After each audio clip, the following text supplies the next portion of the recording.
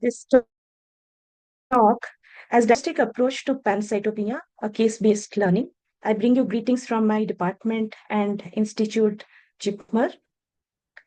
So pancytopenia, as we all know, is a condition where all the elements of the blood, that is RBC, WBC, platelets, are decreased in number in the peripheral blood. And instead of RBC, we use the parameter hemoglobin. It is not a clinical diagnosis. It occurs due to various primary and secondary conditions that many a times involve the bone marrow. And peripheral pancytopenia is usually a manifestation of bone marrow disorder, either primary or secondary. So, bone marrow examination actually is indicated in all cases of pancytopenia where the underlying cause is not quite apparent. This is particularly needed in the event of hypoplasia or aplasia and to exclude leukemia or other malignant infiltration. So when we look at a bone marrow in a case of peripheral pancytopenia, what are we actually looking at? The first thing is cellularity of the bone marrow. And this is how we are going to approach in a case-based manner. It could be either a hypocellular bone marrow, which is conventionally fat-rich, or it could be a cellular bone marrow, which is cell-rich, or a paucicellular bone marrow, which is stroma-rich. So as we proceed in this 1 hour or so, we will gradually uncover this slide. So now coming to bone marrow examination in pancytopenia, the first thing is to understand bone marrow cellularity, and then we will go over the various scenarios where we find hypocellular, cellular, and paucicellular bone marrows.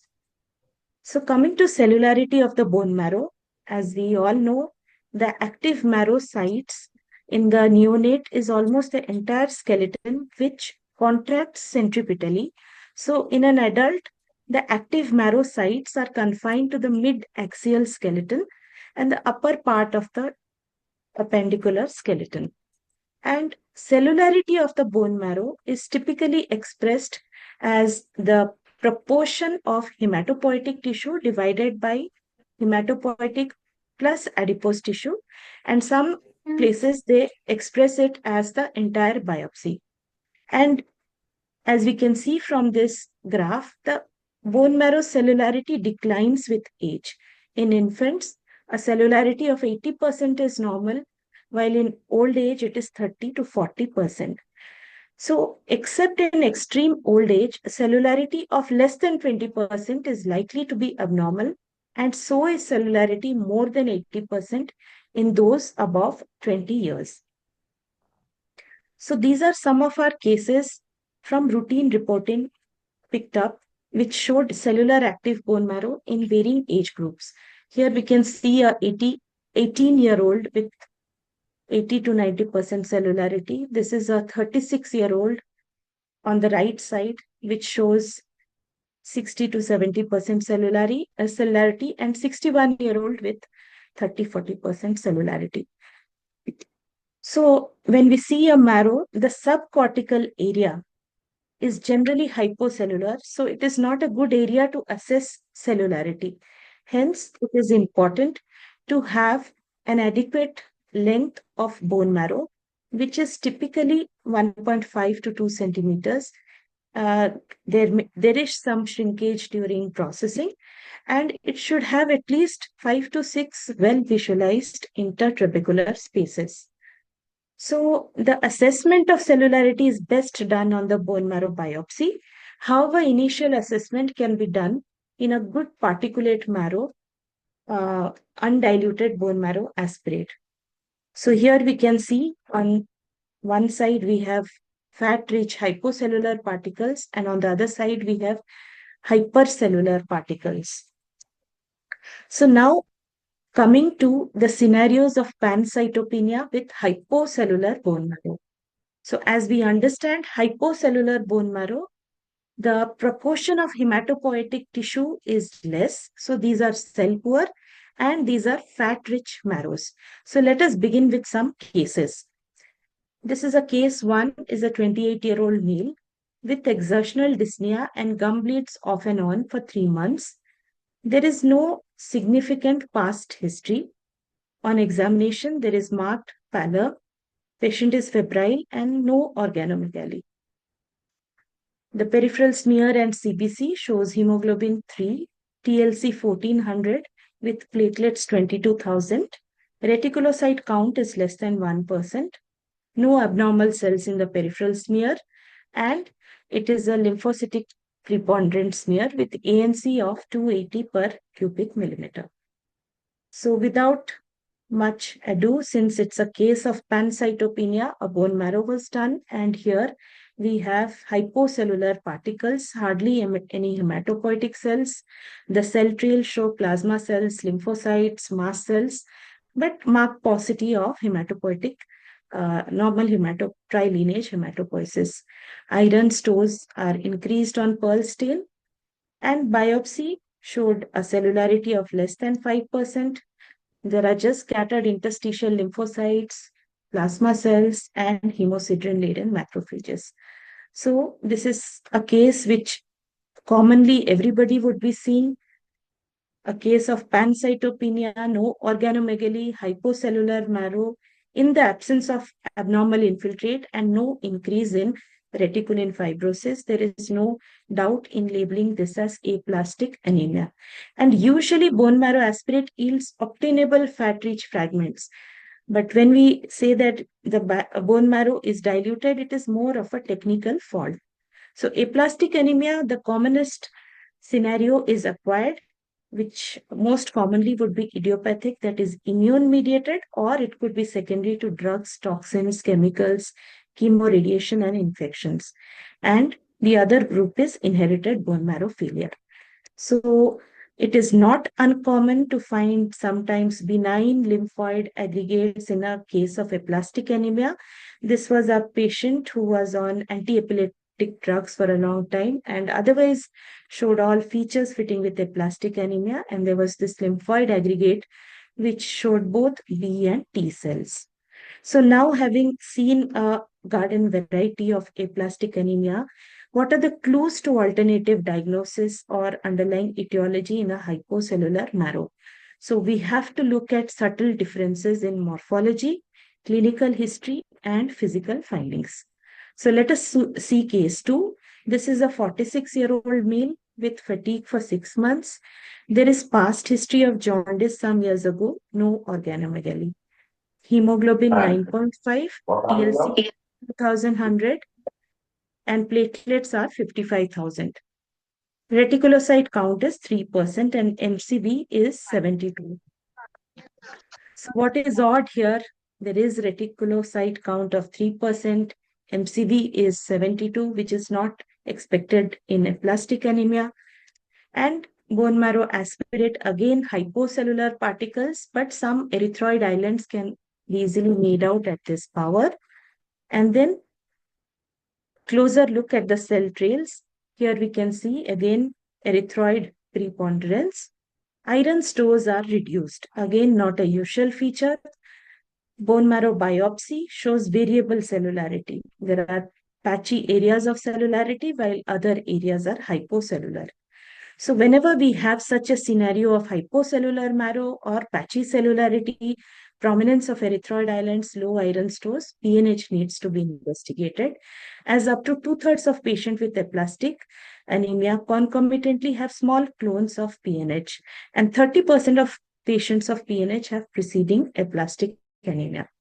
So here I would like to say that PNH can also have a very cellular bone marrow with erythroid hyperplasia. This is another case from our records. This patient had erythroid hyperplasia and reduced iron stores. Additional test, urine for hemosiderin was positive and gel card confirmed it. Nowadays, we use flow cytometry for confirmation. So cases of PNH do not have hypocellular or variable cellularity. They could be very cellular marrows also. So that was something in the history and findings that gave clue to alternate etiology. Let us look at case 3. This is a 65-year-old lady with CA breast stage 3B on follow-up.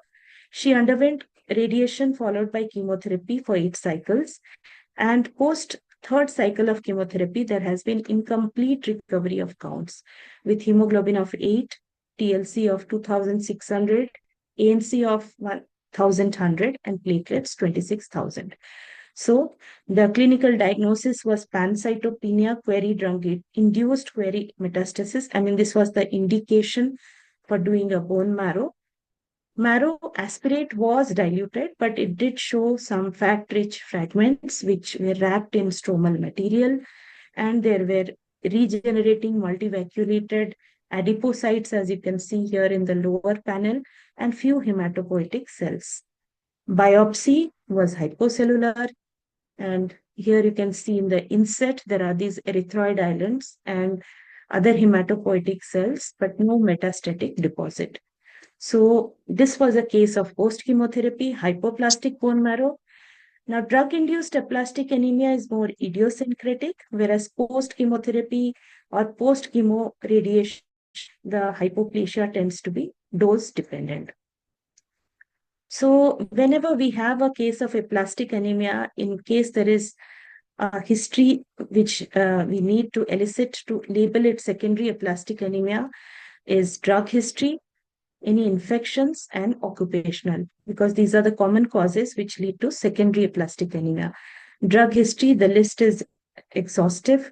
It could range from usage of 1 to 6 months. Then you have certain viral infections and occupational history, especially organophosphate and pesticides or radiation benzene exposure. So the other cause where you find a bone marrow aplasia is inherited bone marrow failure syndromes. And among these, Fanconi anemia and dyskeratosis congenita present with pancytopenia. In a case of Fanconi anemia, there are these syndromic findings of short stature, cafe au lait spots, skeletal abnormalities, and patients can present from 3 to 14 years, can also manifest late, even up to 40 years. And in dyskeratosis congenita, we have this features of skin pigmentation, nail dystrophy, and leukoplakia. Again, the age can variably range from 6 months to 26 years. So the clue would be that you have a hypocellular marrow in a young age with typical syndromic physical findings, then inherited bone marrow failure to be investigated by doing a stress cytogenetics. So to summarize, before labeling a patient with aplastic anemia, confirm diagnosis, exclude constitutional aplastic anemia, screen for underlying cause of acquired aplastic anemia, document underlying cytogenetic clone or PNH clone, and importantly, exclude other causes of pancytopenia with hypocellular marrow, which we will subsequently see. So how do we exclude other causes of pancytopenia with hypocellular marrow? We have seen here that there was no abnormal infiltrate. So the clue would lie in seeing any abnormal infiltrate. So let us go to case 4. This was a 59-year-old male with fever off and on for 3 months, epistaxis, severe pallor, petechial spots over hands and trunk, no organomegaly. And his hemoglobin was 3.5, TLC 1820, platelets 11,000, retic 1.5%, MCV 108 femtoliter, ANC 180 per cubic millimeter, and no atypical cell seen. So clinical impression, probably everybody would agree that aplastic anemia is fine as a clinical impression. And the aspirate was diluted unsatisfactory. This was the biopsy, hypocellular, but kind of subcortical area. Looking at the other spaces, again, hypocellular. There are these interstitial pockets of cellularity. And as we zoom in, here you can see 2 megakaryocytes, and this megakaryocyte lobe is separated. And here we can make out erythroid islands and some other cells adjoining, which could be pro-erythroblast, could be anything. So let us look at a little higher magnification. Again, here we can see there are erythroid islands, some other cells here. Yes. So further zooming in, we can make out that these appear, the cells lower down here appear angulated. These are erythroid islands here, and we have these which other cells which are in close approximation with the erythroid, so likely to be pro-erythroblast, but at the same time seeing other cells with more vesicular chromatin. So in such a case and elderly person, it is better to go for IHC. And we did E-cadherin, which highlights the erythroid islands, and CD34 look at the positivity of these cells in interstitial aggregates of 4 to 5 cells scattered all over, which would qualify for abnormal localization of immature precursors, because we generally don't see these cells in the intertubular area. So this is one more image showing the CD34 positivity. So with this finding, we would label something like this as hypoplastic MDS or AML. Now let us see one more case for B, something related. This is a 80-year-old male who's a known diabetic and a patient of coronary artery disease on insulin and antiplatelets. He has presented with breathlessness, chest pain for 1 month, and black-colored stools.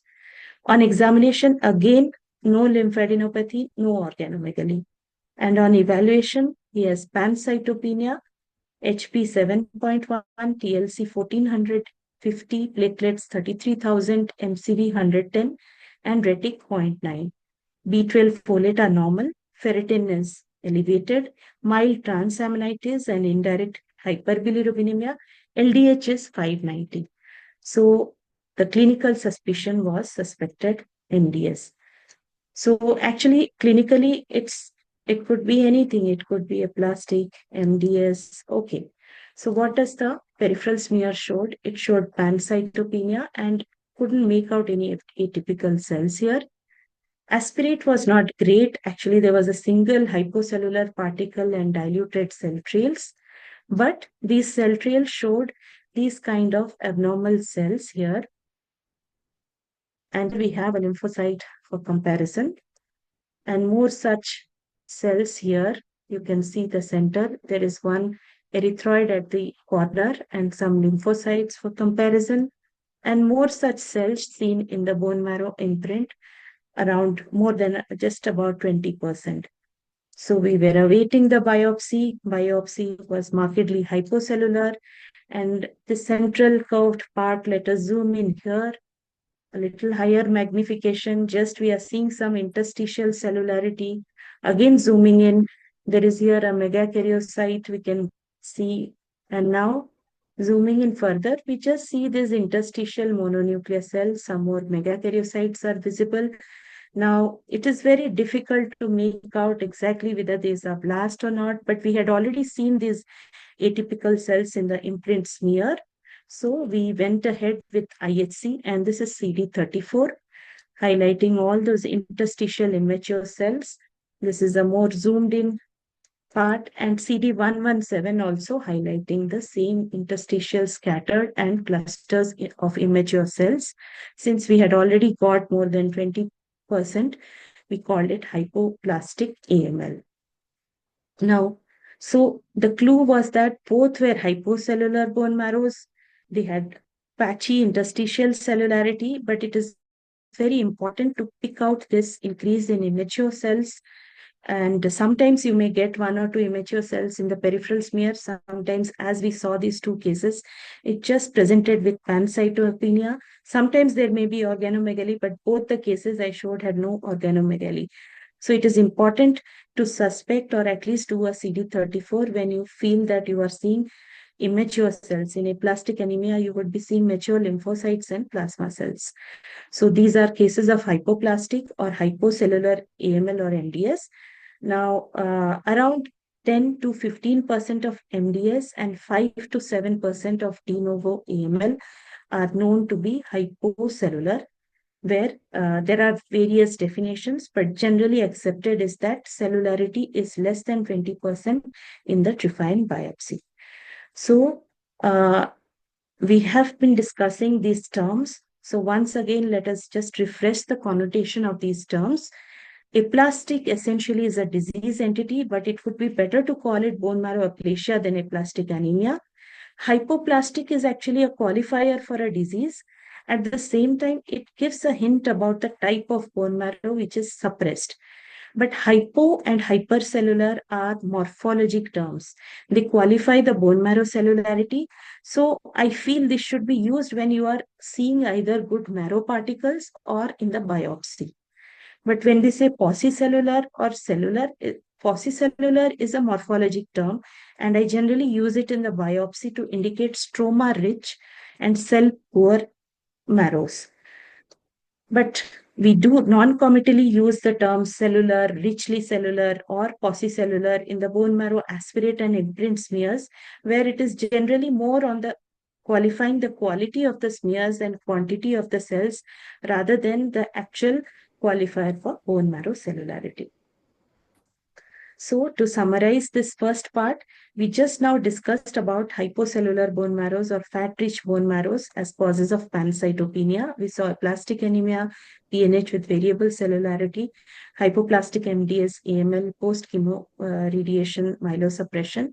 And of course, the other causes are inherited bone marrow failure syndromes. To complete the list, TAJVHT and plastic crisis can also have a hypocellular marrow, though I have not encountered these cases in my practice in recent times. So now the next major group of pancytopenia is cellular bone marrow.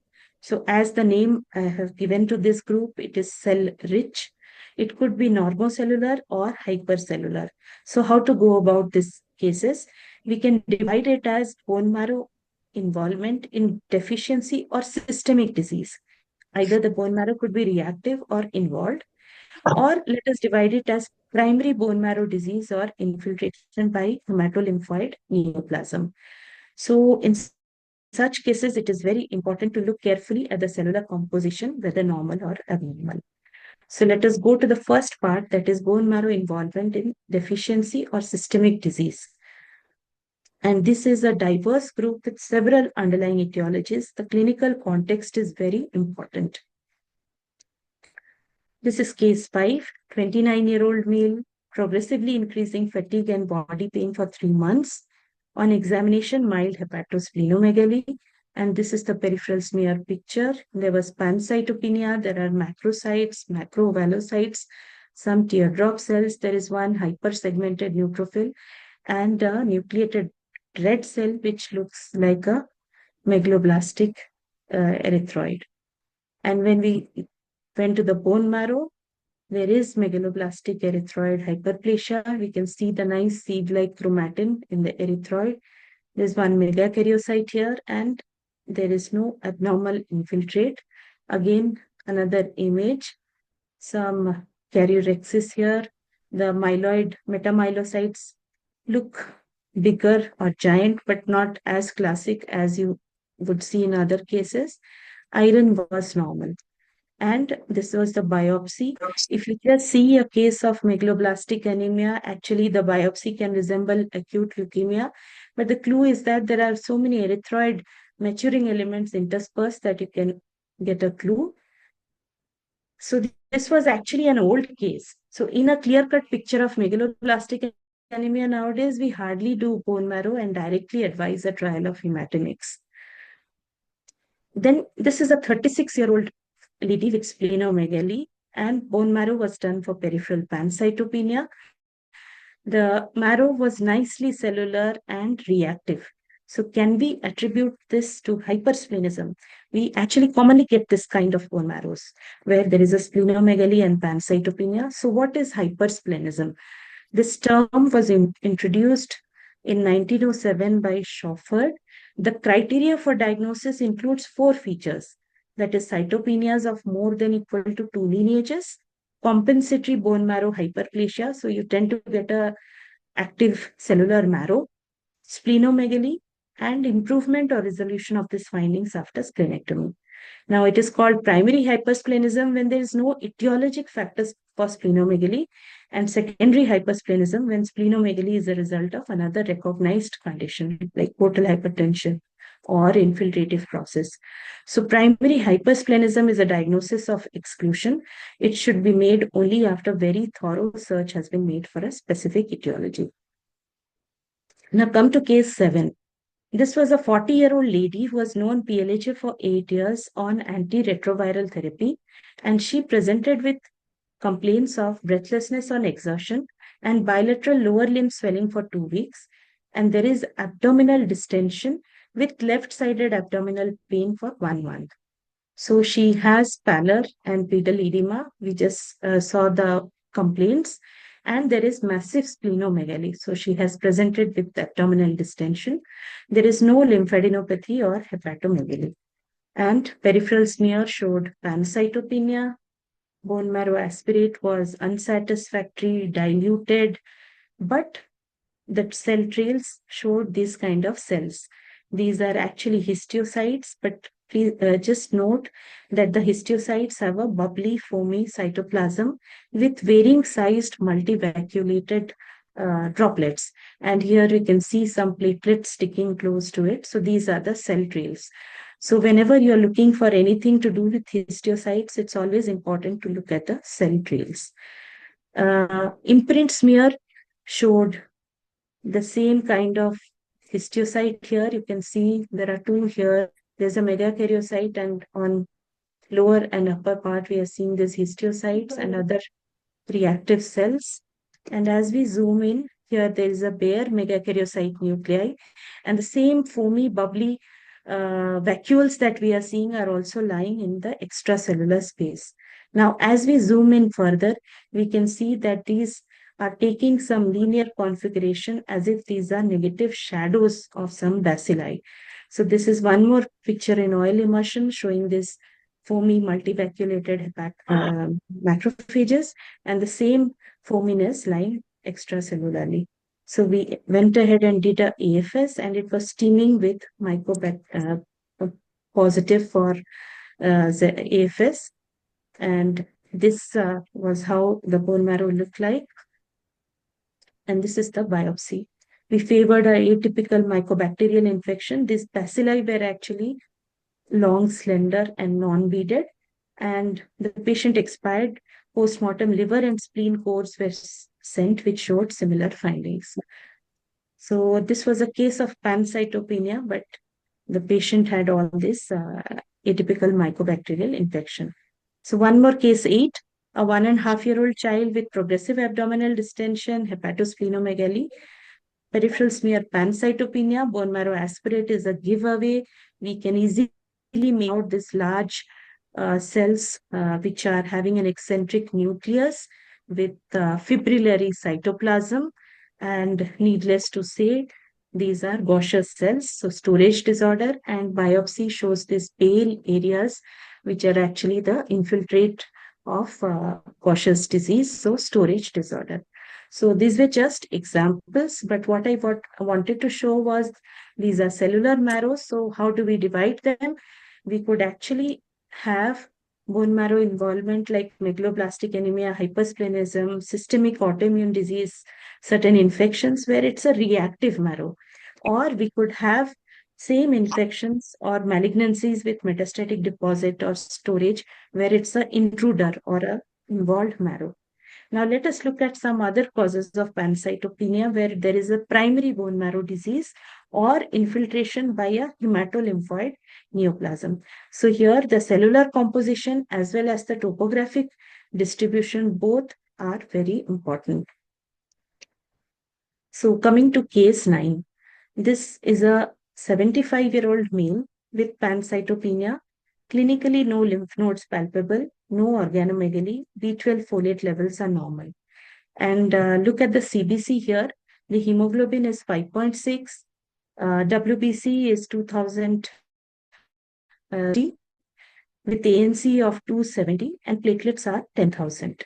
So clinically, MDS or evolving aplastic anemia.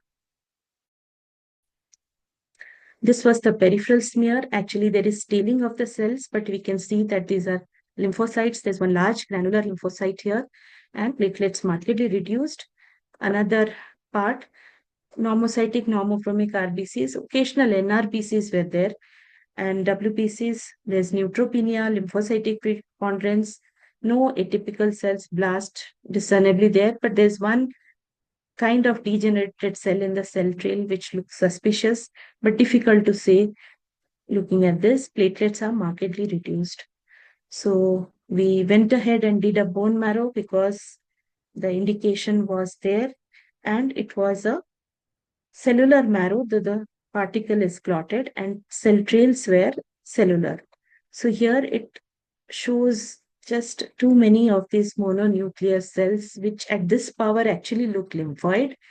And zooming in, we can make out there are some erythroid cells here, and there are these kind of cells which kind of look blastoid, but yet there is confusion whether these are lymphocytes or blast. And if blast, they kind of look lymphoid because we can't see any granules or rods. They are small, and this is further hyper. Some look like lymphocytes. So there was a confusion, and this is the imprint. But definitely, it's a marrow which is involved. So we went ahead and did a flow cytometry with first doing a lymphoid screening tube.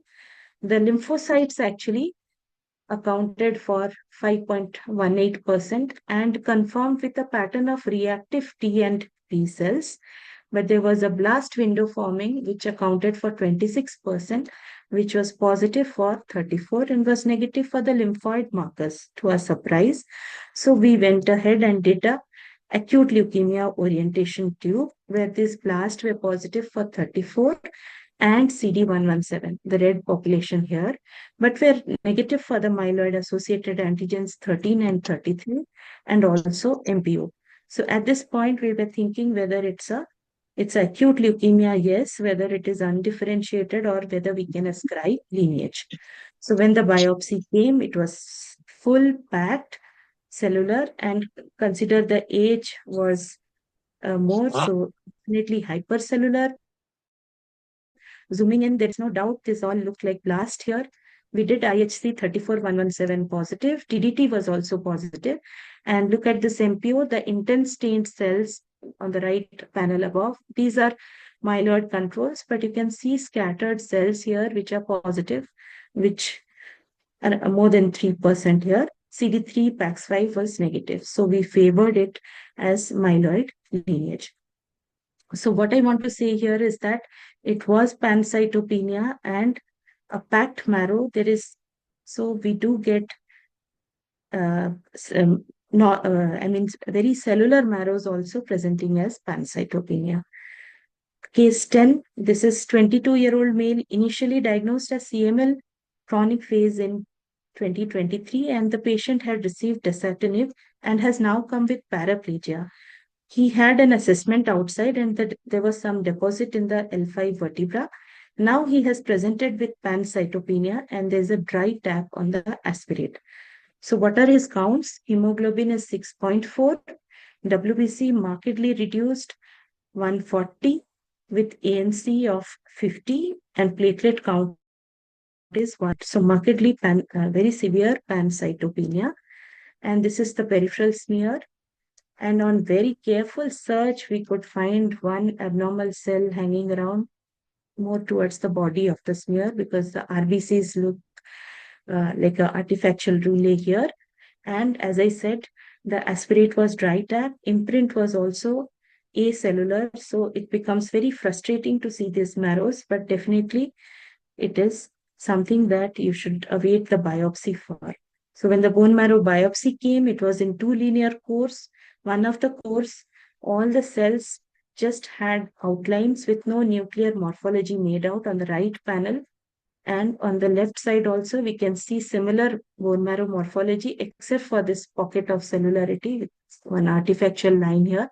So zooming in there, you can see that these are the areas of myelonecrosis showing coagulative necrosis, and this is one preserved focus where the cells are having some preserved nuclear details and they look immature blastoid here on the left side, and right side is completely showing coagulative necrosis.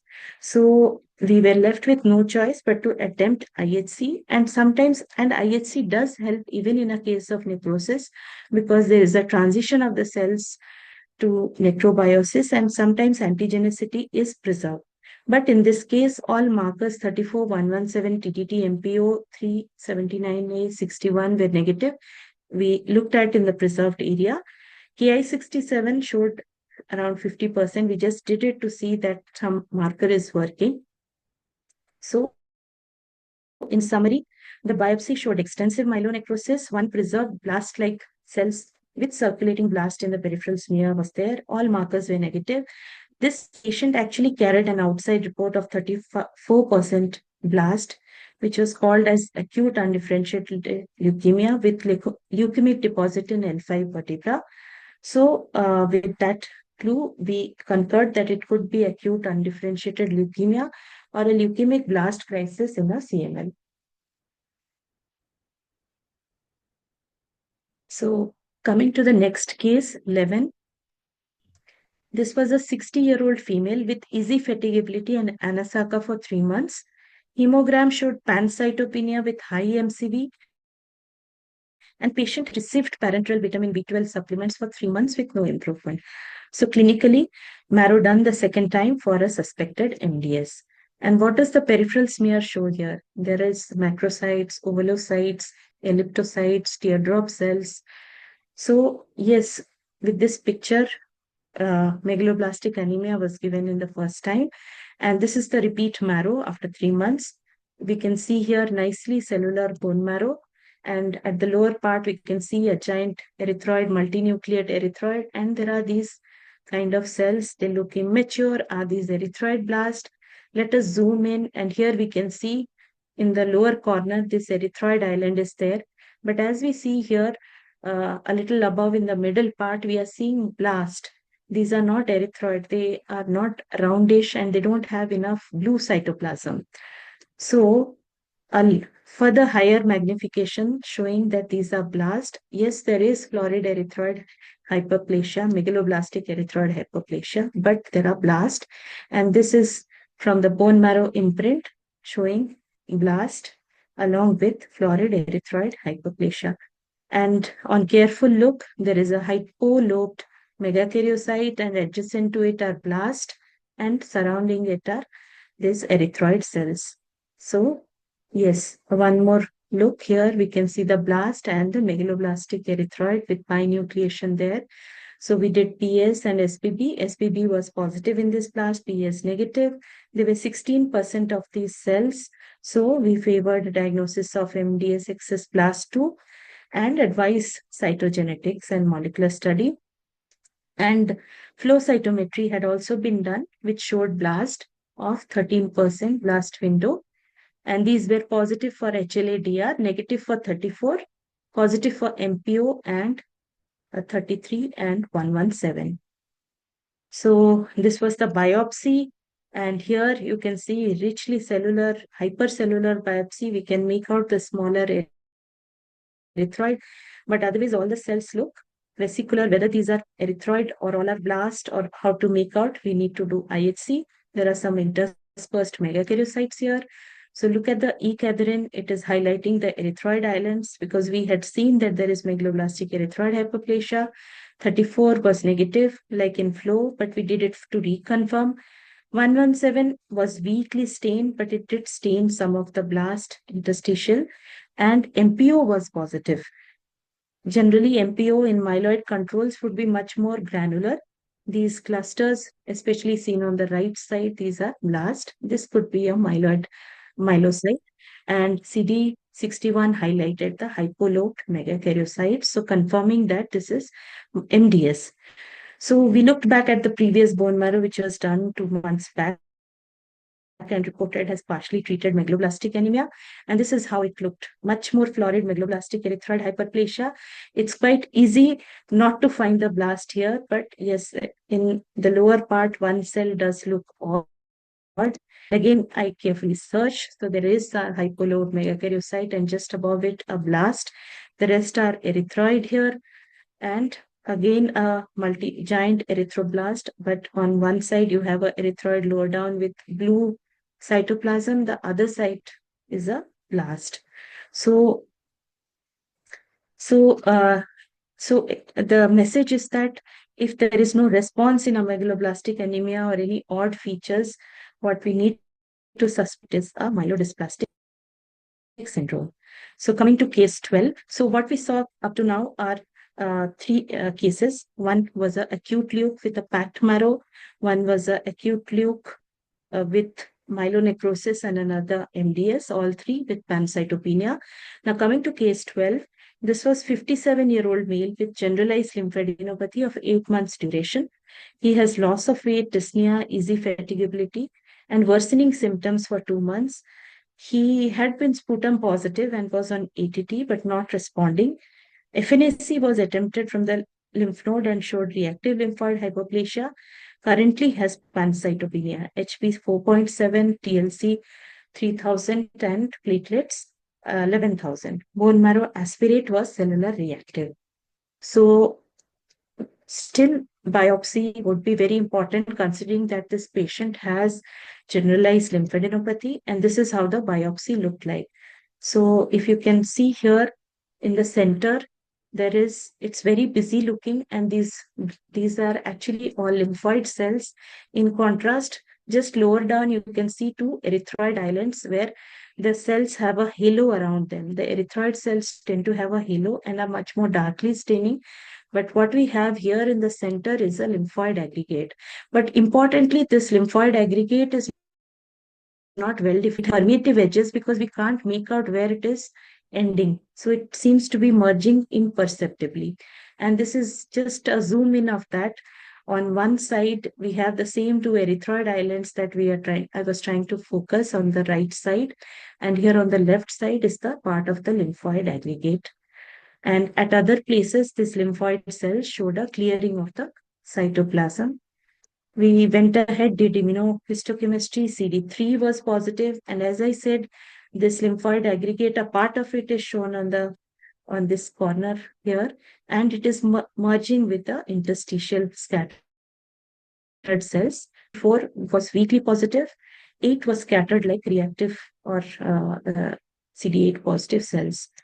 So, in summary, it was a there were large ill-defined nodular aggregates with permeative edges and at places clearing of cytoplasm. So, we favored a bone marrow infiltration by T cell non-Hodgkin lymphoma.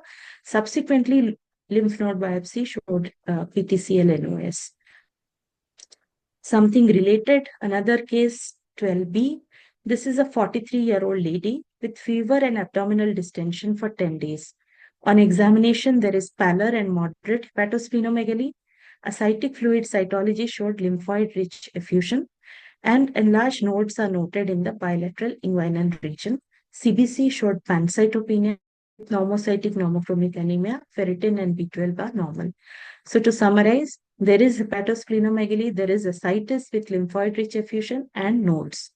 And this was the aspirate, not a great aspirate, but cell trails showed these histiocytes, which are phagocytosing red cells. So erythrophagocytosis is there. And whenever you want to look for phagocytosis, it is important to look at the cell trails, and similarly in storage disorders. But rest of the aspirate was diluted, and this is from the imprint smear, which showed lymphocytosis with prominence of histiocytes. Here you can see here a histiocyte showing an erythroid ingested. So there was this also discernible in the imprint erythrophagocytosis. So the bone marrow biopsy was awaited, and here you can see that there is an infiltrate. We can make out that the cells appear to be very regimented and taut, and they're not like a mixture that you see in a normal marrow. So reticulin fibrosis shows this increase in reticulin here. And again, very importantly, IHC would be needed. This was CD3 positive on both the upper panel, and here the 4 had come nicely, which was CD4 positive, 8 was negative, and 7 was downregulated. So this had bone marrow lymphocytosis with erythrophagocytosis. There was diffuse infiltration by small to medium-sized lymphoid cells, and they had an atypical phenotype. So this was morphologically and immunohistochemically favoring, again, infiltration by PTCL NOS. So what I would like to highlight here is that in these two, bone marrow biopsy was very important, and it gives information which cannot be gained equally from aspirate, such as the spatial distribution and extent of infiltrates, bone marrow cellularity, and fibrosis. So, whenever an infiltrative disorder is thought of in a setting of pancytopenia, getting a good biopsy is important. In the other cases, we could still give a diagnosis on the aspirate and flow. Biopsy was only reconfirmation, but here the diagnosis was on the biopsy.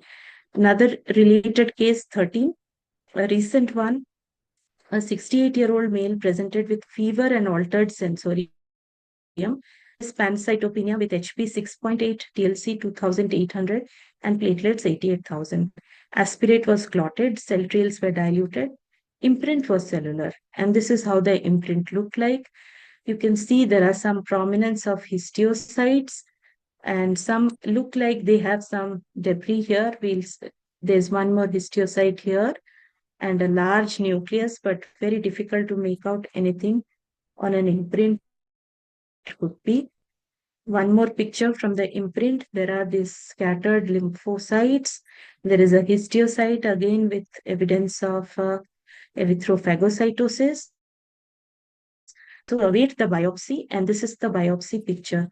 So we can see that the the upper part and the lower part of the biopsy looks kind of normal with a mixture of cells, but bang in the center in the upper intertrabecular space and just here in the paratrabecular area, it looks abnormal. Here there is again, the cells appear to be in a regimented way, and there are some large cells. What are these? Are these megakaryocytes? Let us see. They don't look like there is reticulin fibrosis here. And as we zoom in these areas, these start looking abnormal.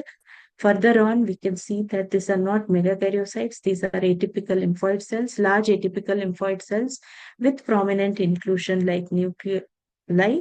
And with this morphology, you must suspect Hodgkin lymphoma. It was CD30 positive, PAX5 weak, and we often get bone marrow as a primary site of diagnosis of Hodgkin lymphoma. So, to unfold the bone marrow diseases or infiltration by hematolymphoid neoplasm, these are the causes which lead to pancytopenia. For the first one is acute leukemia with packed bone marrow or with myelonecrosis or fibrosis or some specific subtypes like promyelocytic leukemia or APMF. Myelodysplastic syndrome, primary myelofibrosis. So these are like primary marrow diseases, plasma cell neoplasm, and PNH. I have already mentioned it could be cellular.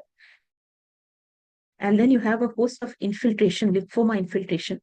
Although hairy cell leukemia is said to be a common cause of pancytopenia, but in this region we tend to see more of Hodgkin and T-NHL infiltration with pancytopenia. And hemophagocytic lymphohistiocytosis can be secondary to a host of several causes and may also compound the pancytopenia. So coming to the last part, that is paucicellular bone marrows. So as I mentioned, these are just morphologic terms, and I generally use it in a biopsy to indicate which is stroma rich, because saying hypocellular would mean that fat is there. But here the cell is poor and fat is also poor, and it is replaced by stroma. And again, look whether there is any abnormal infiltrate. So let us look at some cases. This was a 57-year-old male presenting with easy fatigability and bone pain for 1 year. He had undergone a biopsy 1.5 years earlier and has received 6 packed cells outside. On examination, there is massive splenomegaly, and at the time of the biopsy, one old bone marrow biopsy done outside was also submitted for review. So this is the current bone marrow. At his current presentation, hemogram showed pancytopenia. There was a leukoerythroblastic picture. Aspirate was dry tap. Imprint was acellular. So again, biopsy, we have to wait for it. And here we can see that the biopsy, it is actually the marrow spaces are full, but are they cellular? Actually, here it is the stroma which is making it full. And here we can see the dot regimented or streaming of the cell nuclei, which indicates that there is increased fibrosis. Other clues are this gaping marrow sinusoids. And here we can see this new bone formation, and it appears to be extensively collagenized, which was confirmed with Meson's trichrome stain. So CD34 we should do just to uh, exclude an increase in immature cells, which isn't there. CD34 is highlighting the endothelial cells. So this is a fibrotic or spent phase of primary myelofibrosis. But let us look at the outside bone marrow biopsy done 1.5 years back. This seems to be quite cellular. And when we zoom in, we can see this loose cluster of megakaryocytes here. These two megakaryocytes appear to be just sticking to the endothelium. It appears to be intrasinusoidal megakaryocytes. And again, we can see that even though it is cellular, there appears to be again some kind of regimentation of the cell and megakaryocytic atypia, which is also seen here in this pictures. And so this actually is the cellular phase or prefibrotic phase, the same patient. So as the fibrosis increases, the stroma is more apparent. So any case of advanced fibrosis could be stroma rich, and that could also be due to secondary causes. So here just see these pictures. This is a 32-year-old lady with pancytopenia and leukoerythroblastic blood picture. Bone marrow shows extensive fibrosis, and look at the extent of new bone formation. There is osteomyelosclerosis, and in both the pictures we can see these islands of cells which appear to be non-hematopoietic, and this is the imprint. So these are clearly non-hematopoietic cells, and the new bone formation and fibrosis again highlighted on Meson's trichrome stain. So this is metastatic adenocarcinoma with osteomyelosclerosis. So another case, this was a case of AML post-chemotherapy with incomplete recovery of counts and bone marrow aspirate. The particle appears hypocellular, but it is wrapped in a pinkish stromal material, and this is what was quite abundantly seen in the aspirate. And the biopsy actually here shows this pale pink eosinophilic material, and there is hypoplasia of the fat. So this is a case of serous atrophy or gelatinous transformation. So coming to the last part of that busy slide, so I was trying to show some paucicellular or stroma-rich bone marrows. So the first instances were increased fibrosis, which could be there with osteomyelosclerosis, may or may not be there, and often they have leukoerythroplastosis with the pancytopenia. So the causes can be PMF advanced phase, secondary myelofibrosis due to any cause, but more commonly metastatic deposit, and some metabolic bone disease like osteopetrosis. The second instance was stromal degeneration. We saw gelatinous marrow transformation. And sometimes you can have non-cellular deposits like amyloid crystal like oxalosis, which can deposit in the marrow. So this is actually seems to be quite a comprehensive list of diagnoses, but I have listed what we have encountered, though some are uncommon and I have not seen, but there could be many other causes. So with this, we can easily, so this was actually combining morphology and etiology. And now if we have to add the pathophysiology of pancytopenia, we have either a decrease in hematopoietic cell production, which actually encompasses the hypocellular bone marrows, most of them. Then you can have the ineffective hematopoiesis with intramedullary cell death, which is there in megaloblastic anemia, and even to some extent in MDS. Then you can have trapping of cells in hypertrophied and overactive reticuloendothelial system, which is hypersplenism. These tend to be reactive marrows. Then there could be replacement of marrow by abnormal cells. This could be either foreign intruders metastatic deposit, or it could be hematolymphoid neoplasm. Then there could be primary marrow disease and suppression of marrow growth and differentiation. So now studies on pancytopenia are numerous. There are just too many studies which have been done previously to determine the nature of bone marrow changes and its utility in the diagnosis of new onset pancytopenia. And in many of the Indian studies that I came across, aplastic anemia, megaloblastic anemia, and hypersplenism were the more common etiologies compared to Western studies where hematologic malignancies were commonest cause. So etiology varies in different population depending on the age pattern, nutrition, climate, prevalence of infections. But what was important was the cutoff to define pancytopenia. Actually, I didn't begin with it because I thought I'll discuss the cases first. The cutoff for labeling a case of pancytopenia has varied among various study groups, so it makes it difficult for comparison. Now, there is a consensus for using hemoglobin cutoff of less than 10, platelet count less than 1 lakh. However, there are differences in viewpoints regarding whether to use TLC or ANC as the criteria for determining leukopenia. Many studies, especially Indian studies, use TLC less than 4,000, and most of the Western studies use ANC, either 1700 or 1500 for defining pancytopenia, but mostly the cutoff has been 1500. So I had come across a study on pancytopenia, following which I had actually written a correspondence which was published in Human Pathology and proposed that pancytopenia should be approached with both look at hemoglobin TLC and platelet count. If it is decreased, look at abnormal cells. If they are present, any abnormal cell, then it is likely to be hematolymphoid malignancy, either subleukemic leukemia, myelofibrosis, MDS, and go ahead with bone marrow. If no abnormal cells present, then look at the ANC. And I had proposed 1800 because the cutoff of MDS is still 1800, and so to include that. So if ANC is low, yes, then it is likely bone marrow failure, which could be either a plastic anemia or again some hematolymphoid malignancy like leukemic leukemia, MDS, or even megaloblastic anemia, and go ahead and do a bone marrow. Though, as I said, we don't do marrows for megaloblastic. But if ANC is not reduced, then it is likely reactive and review the detailed history and clinical features. And if it is persistent or unexplained, then go for bone marrow.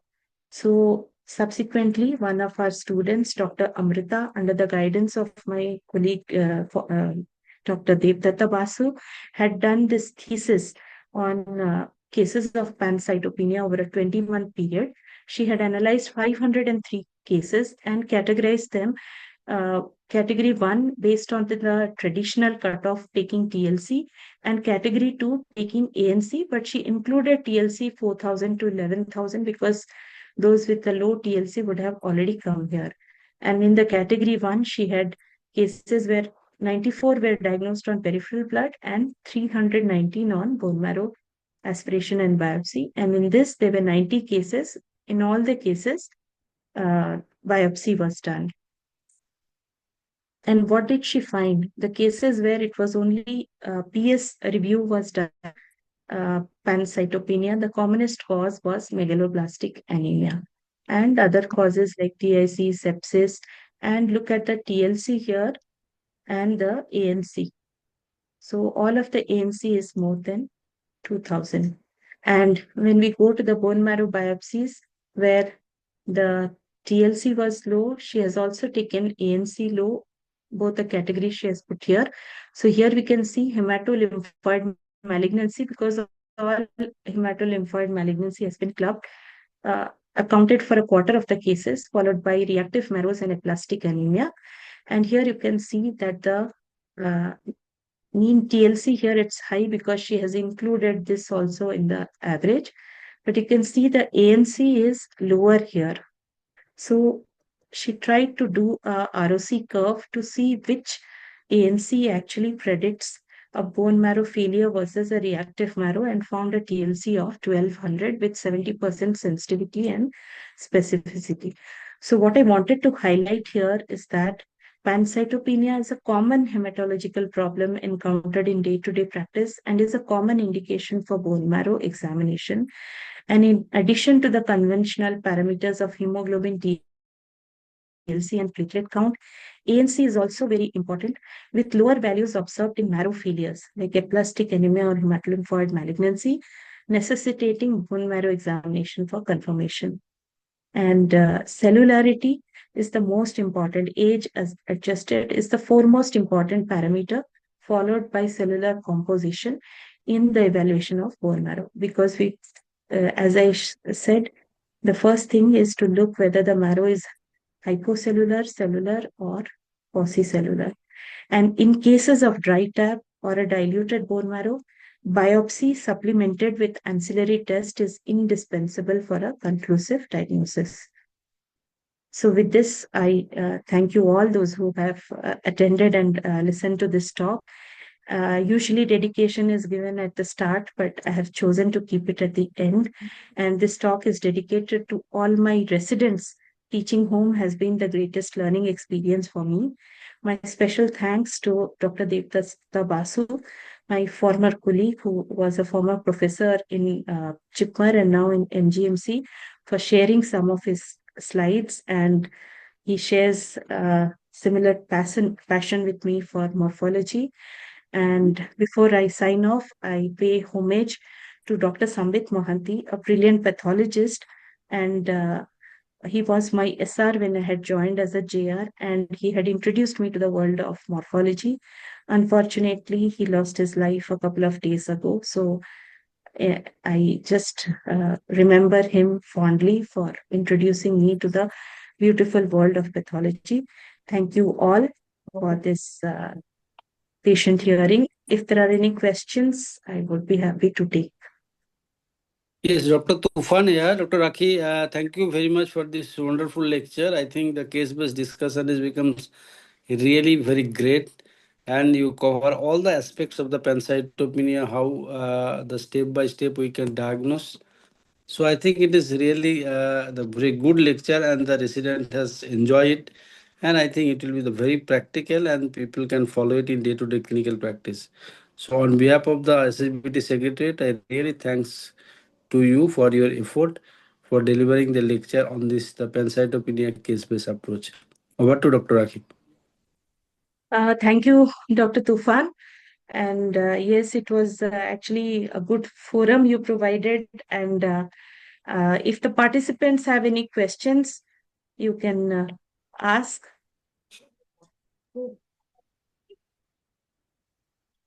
You can also write in the chat box.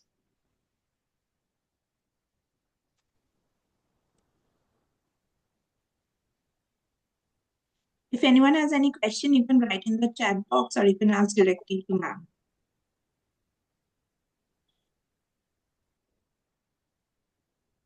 Yeah, I can see a question on the cause of gelatinous marrow transformation. Again, the causes can be varied. We commonly see it in post-chemotherapy bone marrows, but extreme starvation is also known to cause it, though I have not seen. Whatever we have encountered most often is post-chemotherapy bone marrows, and sometimes you can see regenerating adipocytes, and gradually over time the marrow fat comes in, and then the marrow cells also come in. Then I can see what is your criteria for leukoerythroblastic blood picture on PS. Actually, it is based on morphology. If you are seeing blast and you are seeing nucleated, I mean, if you're seeing nucleated red cells and myeloid shift cells with teardrop dacryocytes, we call it a leukoerythroblastic blood picture. Pancytopenia may or may not be there. Then next question I can see, do all pancytopenia and refined biopsy need IHC to look for CD34 cells? Here, actually, I wouldn't say all cases. Like if it is aplastic anemia, the cells look mature, they look like mature lymphocytes. There is no atypical infiltrate. The patient is young. Probably I wouldn't. But if it is elderly, yes, we tend to do CD34 in a hypocellular hypoplastic anemia just to rule out MDS. Is this available in recorded form? I think it will be recorded and available that ISHPT can confirm. Yes, ma'am. We will just provide the link of this recording or we will just give it to our YouTube channel. It will Then be I there can on our see, website. yeah. Then I can see a question. Can you please show the slide again where all case diseases are classified? Yeah, I'll go back to that slide if I am given the share option. But I can come back to it after seeing the other questions. Is bone marrow indicated in megaloblastic anemia? That is the next question. Uh, if it was maybe 15, 20 years back, I think yes, but nowadays we don't do bone marrows for, if it is clearly a megaloblastic anemia, we just go ahead and advise a trial of hematinics. But if it is not responding, then yes, because as I showed, some cases which look like megaloblastic anemia could be MDS. So again, depends on the context, clinical features. But yes, you can certainly give trial of hematinics and ask for a repeat hemogram with retic. Then next question is Dr. Hari, ma'am, are blast necessary to call it LEBP? Is myeloid shift and NRBCs enough? Generally, I think leukoerythroblastosis, we see NRBCs and shift. I don't think blast would be necessary, but if it is seen, it is fine. Then, so though you can correct me if there is some criteria given elsewhere, but I think if shift cells are there, I would be okay calling it a leukoerythroblastic picture. Ma'am asked, are these the only causes of pancytopenia? This is Dr. Deepa. I don't think these are the only causes. You could come up with other causes in your practice, but I had enlisted the causes that I have encountered and some which came to my mind, but I think it covers a lot of causes, but still there could be others. So if I'm given I would like to share it and again just show the slide with uh, which showed all the cases. This same slide which I had been repeating, but it was uncovered towards the end.